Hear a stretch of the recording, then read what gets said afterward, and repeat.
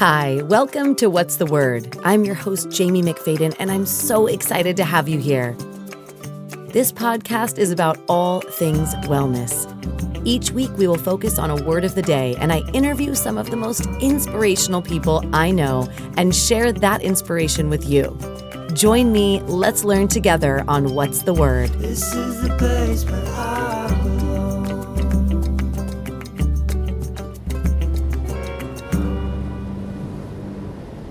Welcome to What's the Word? I'm your host, Jaime McFaden, and this podcast is about all things wellness.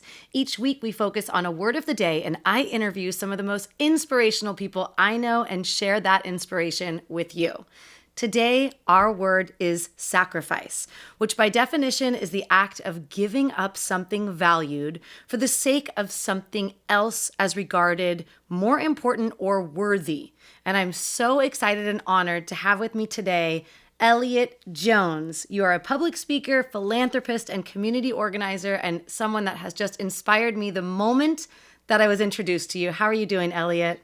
Doing well, Jamie. So happy to be with you here today. This is not my first time watching or hearing the podcast, but I'm so happy I'm able to participate this last week of March. Thank you so very much. And I'm so honored to have you here and so thankful that you could make this time today. And I really want to just dive in right away. You chose the word sacrifice, and you also had said maybe discomfort. So can you share a little bit about, where that stems for you and how that's resonating with you right now? Absolutely. Well, first, let me preface all this. This was not an easy task to come up with. Once you have to limit to a word, now you start thinking about all the words. So, I reached into my bag of tricks and talked to some friends and family. And one of the things that I've been going through these last 3 to 4 weeks, it's the Lenten period for any Catholics out there. And I'm not, your most Catholic. I'm a lowercase c Catholic. That means I've done most of the steps and I show up a few times a year, big events. Not to take away from it, faith is important. But I've always attempted to approach the Lenten period like I'm going to give up something. I'm going to give up fast food. I'm going to give up partying every night. I didn't party every night anyway. So it's easy to give up something if you don't do it all the time. But you have to kind of make yourself uncomfortable. It has to be a challenge. And one of the things why I couldn't decide on just one word, it was like you have to be comfortable with being uncomfortable if you're going to engage in sacrifice to achieve whatever dreams and goals you have. So for this Lenten period, I gave up meat. And it is a painful thing because, as your producer will tell you, I eat a lot of meat, particularly with him. I wouldn't give up whiskey. I wouldn't give up other things, but I gave meat a shot. And it has been interesting 4 weeks. For one, I thought that I was going to be able to totally focus just on the diet, just on eating, that this was a simple thing. But that proved to be infinitely more difficult because you can never remove yourself from life. So as I was going through these bodily changes and these stresses in this new way, I also was experiencing new stresses in my professional life, in my personal life. And through this process, I've come to understand how much everything is just intertwined. And as we approach new beginnings, the one thing I do rock with Lent really hard is that it leads you right into spring. Easter Sunday, resurrection. I don't need to get into the canon or how deep you want to believe. Like I said, small c. It is important to always kind of have this rebirthing thing. When I lived in South Florida, I'd go to the ocean. As soon as the water got to 83 degrees, like a good Floridian, I would wait and then get in the water and cleanse myself, a baptism. But this year, having to change my health habits, having to look at the wins of my career and understand that if you want to achieve half of the goals you set for yourself in life, you better get prepared to sacrifice and comfortable with being uncomfortable. And those are two very tough things to think about in a laboratory, in a philosophy class. You actually have to live that. You're a parent. God bless you for all you've gone through this last year. To all the parents in the world, there needs to be Parents Month or something because of what you guys had to do. But to a person, not one parent I talked to would have sacrificed their child during this period. They wouldn't risk their health. They wouldn't risk their family's health because they know their ultimate responsibility is that little girl or that little boy. And I really think that as I approached this, I had it was a weird bet I took with a best friend. But now I'm sitting here in the last week looking forward to a barbacoa at my friend Mr. Martinez's house on Saturday. Um, but as I think about it all, this is something I want to continue to do. I want to continue to challenge myself. I want to see what can I remove, and it doesn't have to be forever, but for periods, to see what it will clear up, what it will make, what it will change about me. So, you know, that's where the discomfort comes from, and the being comfortable with the discomfort. And I wish that's a lesson I had beat into me when I was younger, or really like shown to me. I think it just came natural being put in different environments, challenging environments. And I mean, like lowercase c challenging. This was no, I'm not talking about dire straits over here, but having to adapt to new circumstances or new environment or new people, that's something that came very easy as a younger person. But now as I get older, it's like, well, how do you use this? How do you make sure these periods don't derail you totally? How do you know that you still have to get up and deliver? And you may have been walking in something that isn't your purpose for years, following something that makes no sense to you for years. And that scary boogeyman in the corner of, you can do this, you can go, but it's going to take some sacrifice to do it. That's the hardest thing to accept. It's the hardest thing to open that door in. And I really hope that as I continue to find these moments to challenge myself throughout the year, that other people try to do this. And you don't have to put it in the diet label. You don't have to put it in the religious label. Just find a time. I would have never done this if it wasn't for working with this Muslim guy in Miami, who he did Ramadan. And it was the first time I ever experienced that up close. And I would, I'm at his desk having a coffee, drinking a water, shooting the hay. And he was just fighting through, and he kind of kept his head on. And I'm like, man, if this guy can do it, I can definitely, do something. I tried it one day, y'all. I didn't make it to noon. I needed a coffee. I needed a water. Hell, I needed a cafecito. I needed to get right. And this guy had been going days, if not weeks. And so I don't know I don't know why he was doing it. Was it just his faith? But I thought that, yeah, man, if you can find some time in the middle of the year to put yourself through some hell, you might as well do it, because you can only come back better on the other side. Wow. Okay. So I wanted to know then, in regards to you choosing the word sacrifice and sacrificing eating meat, which I know you mentioned you love so dearly, how do you feel right now? Do you feel like something's changed internally, externally? Alternately, everything. I think I'll even start with the most basics. And, some of my closest friends will tell you a passion of mine for years has always been healthy eating and access to healthy food in food deserts. We're not going to get into definitions here. And the one thing I've noticed about this is that there's cost benefits, that I am now, planning more because I can't eat everywhere, that some of the stuff that doesn't have the meat byproducts is actually cheaper. So what's it missing a couple things, sacrificing McNuggets versus these frozen fake nuggets? What's the difference if they have a healthier outcome and they're more affordable? The other thing I've looked at that is, yes, I feel like I've lost weight. I feel like my skin is better. I feel certain tangible things. But now I think I'm ready to appreciate meat more. I think that that's something that a lot of people don't understand. In my studies on diet, Michael Pollan is one of my favorite. Pollan is one of my favorite authors. That man writes about food. Like, I wish I could write anything the way that man writes about the food system. But now I'm ready to sit down and appreciate. If I'm only going to have steak once a month or twice a month, I want to be able to appreciate it. I want my friend to make the best steak he's ever made in his life, so that we can enjoy it. Hear that, Lou? So that we can sit down and enjoy it, and really kind of beat in the fact that this is a communal thing. This is a family thing. This is a gathering. This is love. It's not just me in my apartment cramming my face because I'm hungry. I can make better decisions in my life that lead to better outcomes socially, health-wise, my pocketbook, all of that. And for me, it was an awesome challenge. And there's only been one slip up in 4 weeks. And that was, if you don't ask what's in it, you're gonna find a way to eat something you're not supposed to.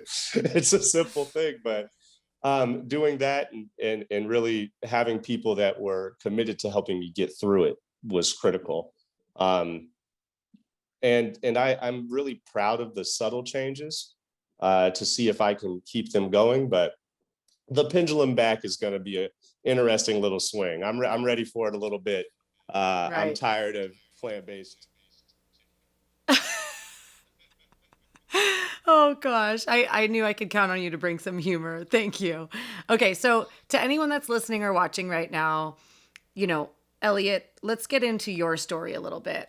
And I'd like to hear from you because as we talk about the word sacrifice, there's so many things that come to my mind. I think about, my 90-year-old grandmother who, her family immigrated here from Greece with nothing and really being the patriarch of our family and sacrificing to have 5 children and do all these things. And, I want to hear your story. And in regards to sacrifice or discomfort, what can you share with anyone that's listening right now? Because, of course, I think there's so much of what you just said when it comes to sacrifice and sacrificing food, like the smaller picture for the bigger picture. And so we can have more appreciation. I think that's huge. I think about that with my daughter every day, right?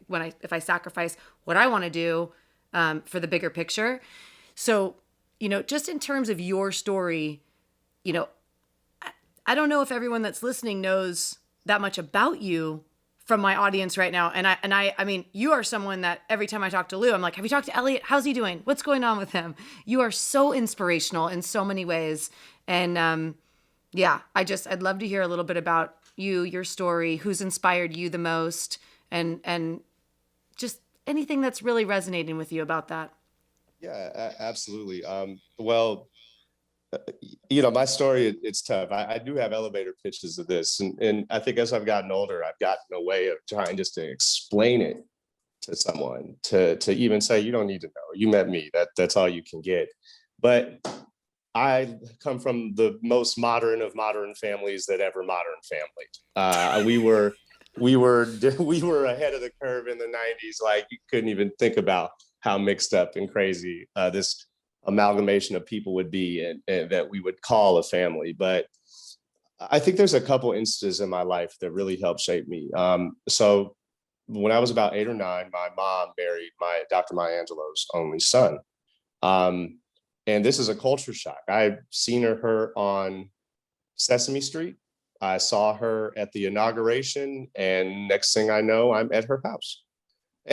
And I'm special in her house because I'm the new boy. I'm going to be the grandson one day, one of her grandsons. And so it was this out of the frying pan of the bubble that you can control as a 9-year-old. And I came from a complex family even before this was added to it.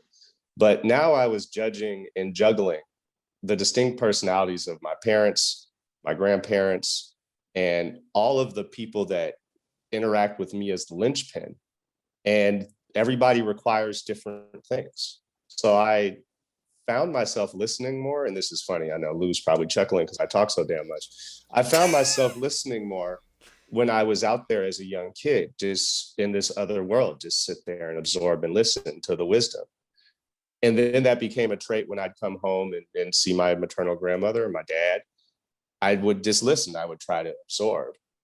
But in doing that, you're always unsure, how much are you going to give of yourself? How much are you going to open up? These are all people that you're still getting to know as a, preteen and early, young man. And it wasn't until I started coming into my own and, maturing. And eventually when I went to St. John's University in Queens, I got to spend time with my grandmother, Maya, in a way that I never got to before. And then I got to meet her. So it wasn't the grandiose figure, the poetess, Dr. Maya Angelou. It turned into grandma. And that was a real humanizing thing for me. But to even get to that relationship with her, being on the East Coast, living there, putting myself in that situation, I was losing a little bit of the connection and the presence I had with other grandparents or other sides of my family. And you find yourself accommodating. And I would never change anything that happened, any of the experiences. If I would change anything, it would be that I would maybe have been more vocal, maybe spoken up in certain situations. Not that anything crazy happened, but I would have worked to find my voice in my preteen years instead of in my mid 20s or early 20s. And it's funny because as I started public speaking, all my family was extremely supportive. And my grandmother, who this was part of her living, um, her first lesson was you got to get them to find their voice. And it's a simple thing in our family because you're put on the spot to lead a prayer, to read a poem, to tell people about your day. And it was alien to me that other people and other kids didn't have this. And so having to kind of build that up with people and to make that we're here today to read some poems for you to be loud and for you to feel it and for you to be unapologetically yourself. And that those early lessons or those early speaking opportunities led to more community organizing opportunities where it was less about what low-hanging fruit are we going to accomplish, but what seed are we going to plant with this project so that it will grow into something that provides pride, it provides power, it provides a sense of self that they won't be able to take away from. And part of me on that journey was leaving New York, sacrificing a pretty good comfort zone, which I had built there from undergrad, and the family, and moving somewhere totally alien to me, which was Miami, Florida. And I would, to say that this was an easy transition, that I just popped on the scene and it was good, would be a misrepresentation. I don't think it'd be fair to me. The reality is I took a chance going down there with no plan. And all my goals were half-baked at best, and I mean at best. And I had to give up what I thought would work to find out where I was going to be and who I was going to be, and to find out the friends that are going to be with you along that way. I was very content with my solid group of friends here in Oakland who I have known and loved my whole life. But every place I've gone, I wouldn't say we sacrificed our relationship, but we had to get uncomfortable being away from each other and then opening up to others to let them in your circle. And one of the things my grandmother said is that, your chosen family is equally as important as your blood family. We have a very small blood family, but the chosen family is, infinite and large and constantly evolving. And I count that, you're a part of that now because it was through people that you consider family, the transitive property. Now we're connected and we're doing this podcast. So I'm really looking forward to whatever challenges the future may hold. But I understand that it's never just a red and black on a roulette table. It's never that simple. It's going to require you to take some chances, to look at some odds that are probably not very flattering, and to do the hard thing. And sometimes in doing the hard thing, something great can come out of it. Sometimes it may just be some toil, but more often than not, greatness can come out of it. Wow. I love that so much. And so to anyone that's listening right now, as we're talking with Elliott Jones about the word of the day, which is sacrifice, he's brought up discomfort and a lot of changes. And, to those of you that don't know who his grandma was, is Maya Angelou, the most incredible writer, philanthropist, just one of the most amazing human beings of all time. I'm going to say that again. And so right now, as I'm sitting here talking to you, I myself am very curious of what you learned, whether it be from your grandma, your family, when it comes to sacrifice and how that can help growth and how that can help, to anyone that's listening right now, we all go through tough times. We all have challenges, some bigger, some smaller. But when you think about the word sacrifice, a lot of the times we might go, I don't really want to go there. There's the avoidance, right? So what can you say to somebody right now, based on what you've learned, like I said, whether it be from your grandma specifically or from anyone in your life, about how sacrifice can really enhance our well-being? Well, I'll answer that in a few parts. I think maybe the most public person that I feel that I know of that, personified sacrifice, it may seem cliche, but it was Muhammad Ali. When you're at the height of your powers, you don't walk away from a cause that they weren't going to make him ever shoot a Viet Cong. He was never going to be there, but he was going to have to play the game, and he wasn't going to tolerate that. And when you're the baddest man on the planet, it took some stones to do that. So I think that kind of idea of sacrifice always shaped me. But when you have grandparents that knew people that were slaves, when you have grandparents that got the hell out of their Southern situation and never truly looked back, you hear stories of sacrifice that are far from anecdote. They're, they're the real narrative. They're the drumbeat. They're the true pursuit of the American dream. That is what is constantly the undertones in many African American and many immigrant and other families in this country. So I've always grown up knowing that that's there. It's that, what are you prepared to give up to get?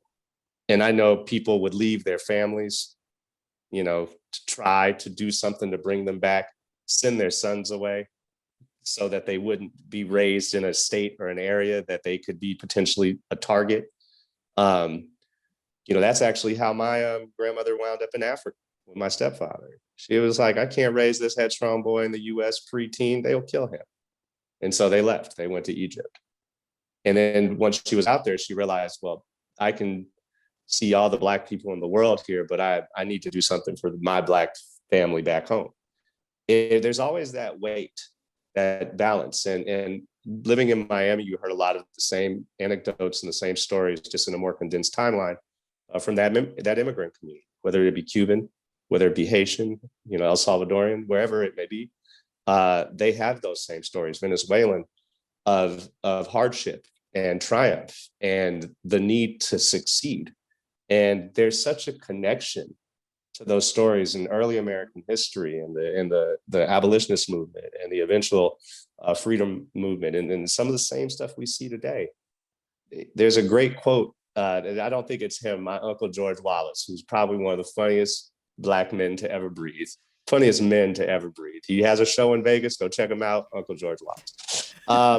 He's named after a big racist dude, so it's hilarious that this big brother is named George Wallace, but he has a meme that's going around that says, I don't care what they say, I'm going to bring all the water to people in Georgia in response to the new law. He said, I don't care if it's aqua water, sparkling water, muddy waters, all the waters. Jim Crow can kiss my Black ass. And that's kind of, it's a funny joke, but it's like, yeah, so if they're going to arrest people, show up there with your water to give away.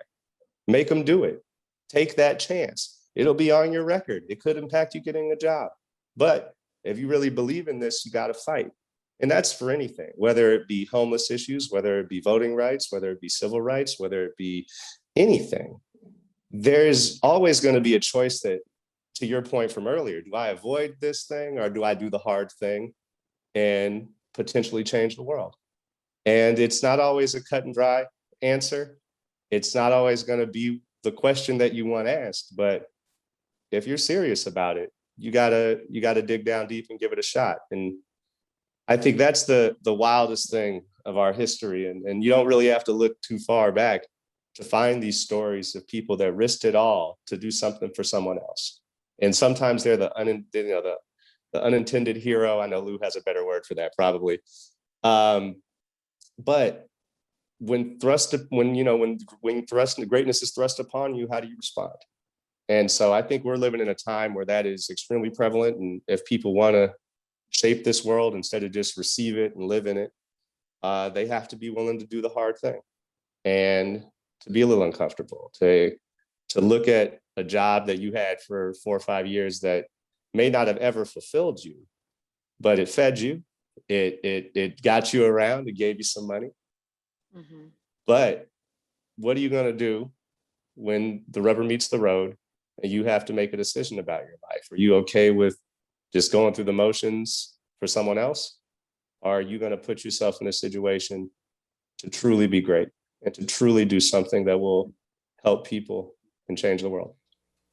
I love all of that. Thank you so much for sharing. So now, with that being said, I know that you're consistently working on different different community organizations and nonprofits. And is there something right now that you're currently working on that we can share with listeners and viewers, that maybe we can pull some, get some more people? Well, absolutely. And thank you for the opportunity. Of course, there's the Dr. Maya Angelou Foundation, which is my chief work. I'm actually stepping in for our CEO a little bit, just trying to help her out. She's prayers up to Miss the Maya Tut, just, handling some health stuff, as well as my grandmother's former assistant is also involved, who's like an aunt, who's also battling some health stuff. I can't get into it, but prayers up for her as well.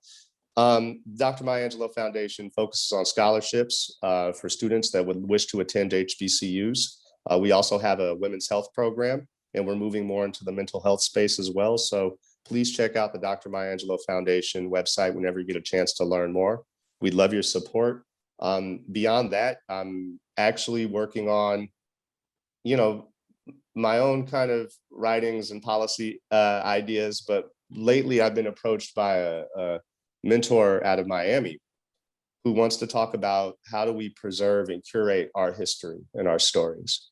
And it's funny because for every Dr. Maya Angelou, Rosa Parks, Coretta Scott King, Fannie Lou Hamer, there's thousands of unnamed women, thousands of unnamed leaders that have been lost to history. So the idea is, how do we get to these places to collect these stories, to tell these stories, and to begin to control our narrative, to curate our narrative and our history a little bit better. So I was just kind of brought up on this a day or two ago. I'll be heading down to South Florida in a couple months to really kind of plan this out to see if it's something we can build on. But really what I look at this next chapter is, let's do the hard thing. Let's make an impact. Let's challenge ourselves. I'm not just trying to go work for some dude somewhere who can tell me how articulate I am. I'm there to make a ripple that turns into a wave that crashes into some shit and makes the world a better place.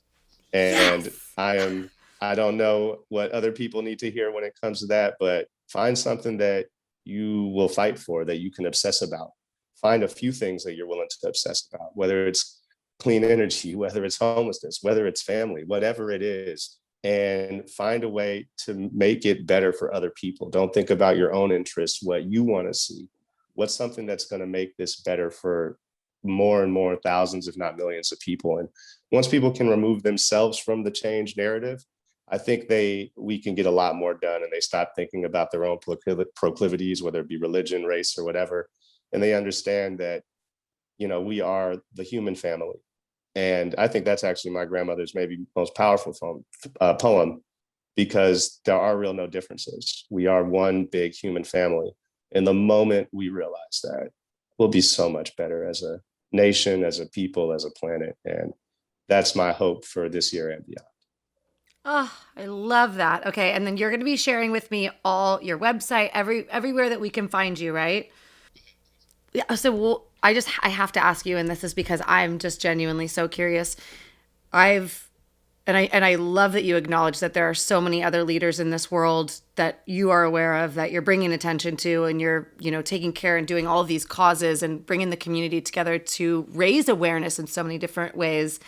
I do have to ask though, being that Maya Angelou was your grandma, what would you say is like the biggest takeaway that you learned from her?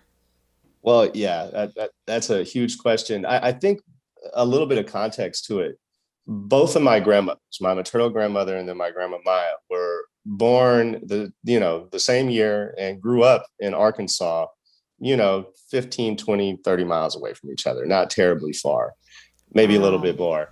But they, coming from that time and that space and that place, there's some things about them that were very, very evident. And it's, you work hard. You work hard, and that's just what it is that you do. You have to work hard if you want to achieve anything. The other one is that family does come first. They really pulled out all the stops for their family. My grandma Nellie, my girl, she would do anything for me, and I know my grandmother Maya would as well. But when it comes to just lessons from my grandma Maya, I would just say that you can be afraid, but you have to be fearless. And I know she probably articulated it way more eloquent and longer than me, but that's kind of what I gathered. Like, you can have stage fright, you can be anxious about something, you cannot know if you're going to succeed, but if you're going to do it, you have to do it all the way. You don't halfway do it. I think this was evident to me when I finally realized on the road with her that it's variations of a same central speech, that may change every year, every couple of years or so. But to be able to deliver the same thing every night, city after city, crowd after crowd, like how good you have to be, how prepared you have to be. I mean, I thought we've done a good job today on this podcast. It wouldn't be able to hold a candle to when the pro would sit down. And, people would try to give her the questions ahead of time. She's like, no, you do your job, I'll do my job. I'll be ready to talk. If it's something I don't want to talk about, I won't talk about. So you can be afraid, you can have some anxieties, but be fearless with it. You really have nothing to lose.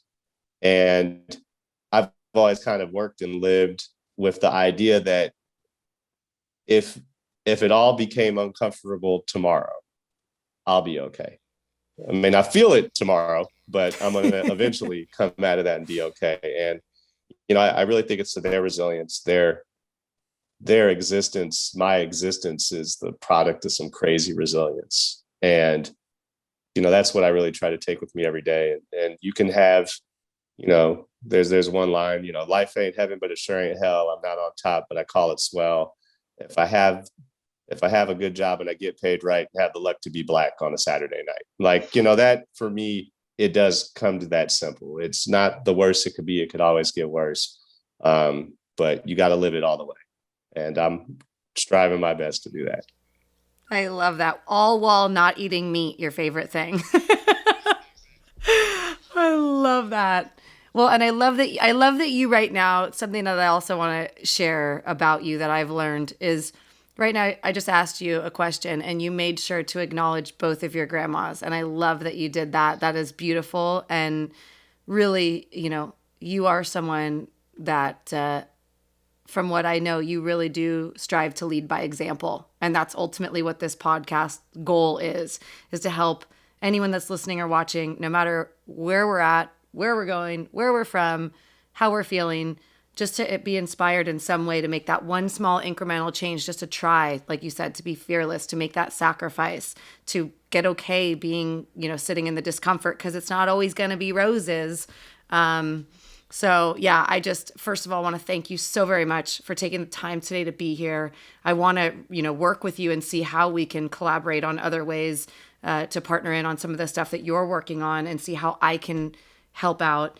And to anyone, like I said, that's listening, we'll be sharing all the different websites and, email and whatever we can do to help. But before you go, I do a fun little speed round. So this is just for your subconscious brain. Don't think about it. First thing that comes to your mind, pizza or tacos? Oh, damn. Tacos. Go-to karaoke song? Something by Prince. Go-to song that gets you on the dance floor?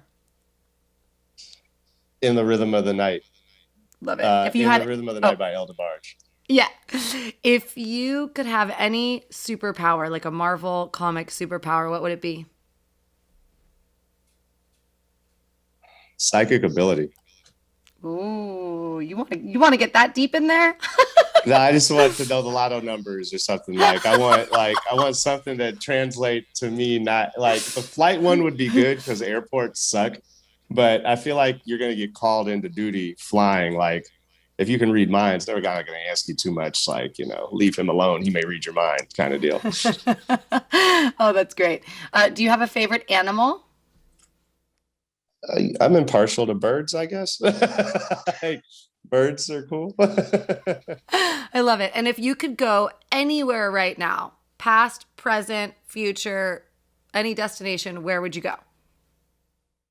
Past, present, future. I would say I'd have to transport myself to Scotland or Ireland and take some famous whiskey tours by these guys, Seamus and Amos. I'd have to do their whiskey tour. That's what I would have to do. I love it. Okay. And on that note, from a scale of 1 to 10, how excited are you to have a big old steak this weekend? Really, it's an 11 to connect with friends and to see friends. I'm just hoping that my stomach doesn't kill me afterward, but really excited to get some good wine, some good Argentinian barbacoa, and a nice glass of whiskey to finish it off. And great company is really what it's about. I love that. Okay, well, Elliott, thank you so very much once again for your time. Thank you for being on What's the Word? And I look forward to connecting after this so we can make more things happen in our community together. Absolutely, Jamie. Thank you for your time. You guys have a wonderful day. Thank you so much, everyone. Thank you for joining me here at What's the Word? Follow us on social media with the links on the screen, and don't forget to like and share with your friend. Your support helps us grow and continue to make inspirational content. See you next time on What's the Word?